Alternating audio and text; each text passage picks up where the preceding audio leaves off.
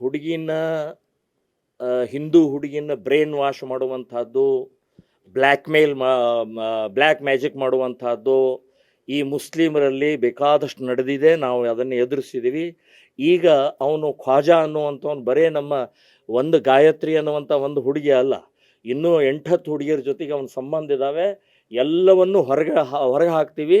ಅವಳನ್ನಂತೂ ನಾವು ಅವನ ಜೊತೆಗೆ ಮದುವೆ ಮಾಡಿಸ್ಕೊಡೋದಲ್ಲ. ಈಗಾಗಲೇ ಮೋಸದಿಂದ, ಈಗಾಗಲೇ ಚೀಟಿಂಗ್ ಮಾಡಿ ರಿಜಿಸ್ಟರ್ ಮಾಡಿದ್ದಾನೆ. ಒಂದೇ ದಿನ ರಿಜಿಸ್ಟರ್, ಒಂದೇ ದಿನ ಬಾಡಿಗೆದು ಅಗ್ರಿಮೆಂಟ್ ತೊಗೊಂಡು ಹೆಂಗೆ ರಿಜಿಸ್ಟರ್ ಮಾಡ್ತಾರೆ, ಆ ರಿಜಿಸ್ಟರ್ನು ಸಸ್ಪೆಂಡ್ ಆಗಬೇಕು. ಅದಕ್ಕೆ ಸಹಾಯ ಮಾಡಿದಂಥವ್ರು ಮತ್ತು ಮೋಸ ಮಾಡಿದಂಥವನು ಇವನು ಒಳಗಡೆ ಹಾಕಬೇಕು ಅಂತನ್ನುವಂಥದ್ದು ಈಗಾಗಲೇ ಕೇಸ್ ಹಾಕಿದ್ದೀವಿ. ಸೊ ಇದನ್ನು ನಾವು ಯಾವುದೇ ಪರಿಸ್ಥಿತಿಯಲ್ಲಿ ಗಾಯತ್ರಿಯನ್ನು ಬ್ರೈನ್ ವಾಶ್ ಮಾಡಿದಂಥ ಆ ಇಸ್ಲಾಮಿನ ಶಕ್ತಿಯ ವಿರುದ್ಧ ಹೋರಾಟವನ್ನು ಮಾಡ್ತೀವಿ.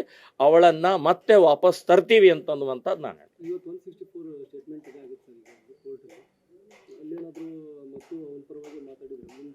ಇಲ್ಲಿ ನೋಡಿ. ಇವತ್ತು ಸಾಂತ್ವನ ಕೇಂದ್ರಕ್ಕೆ ಕಳಿಸಿದ್ದಾರೆ. ಸಾಂತ್ವನ ಕೇಂದ್ರದಲ್ಲಿ ತಂದೆ ತಾಯಿಗೆ ಅವಕಾಶ ಇದೆ ಮಾತನಾಡೋಕ್ಕೆ. ಸೊ ಆಕೆ ಹೇಳ್ತಾ ಇರೋದೆಲ್ಲ ಸುಳ್ಳು ಹೇಳ್ತಾ ಇದ್ದಾಳೆ. ಅವಳು ನಾವು ಅಲ್ಲಿ ಚಿತ್ರೀಕರಣಕ್ಕೆ ಹೋಗಿದ್ದೀವಿ, ಇಲ್ಲಿ ಹೋಗಿದ್ದೀವಿ, 3 ತಿಂಗಳಾಯಿತು ಮದುವೆ ಆಗಿ, ಎಲ್ಲ ಸುಳ್ಳು ಹೇಳ್ತಾ ಇದ್ದಾಳೆ.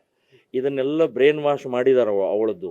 ಇದೆಲ್ಲ ಇಲ್ಲಿವರೆಗೆ ನಾವು ಸಾವಿರಾರು ಹಿಂದೂ ಹುಡುಗಿಯರನ್ನು ಅಪಹರಣ ಮಾಡಿದಂಥವ್ರು ನಾವೆಲ್ಲ ಮುಸ್ಲಿಮರ ಆಟ ನೋಡಿದ್ದೀವಿ. ಇವತ್ತು ಇಸ್ಲಾಮಿನ ಈ ರೀತಿಯ ಆಟಗಳನ್ನು ನೋಡಿದ್ದೀವಿ. ಈ ಆಟ ನಡೆಯಂಗಿಲ್ಲ. ಖ್ವಾಜಾ ನೀನು ಬಾಯಿ ಮುಚ್ಕೊಂಡು ಅವಳನ್ನು ಪೂರ್ಣ ಬಿಟ್ಟು ಕೊಡಬೇಕು.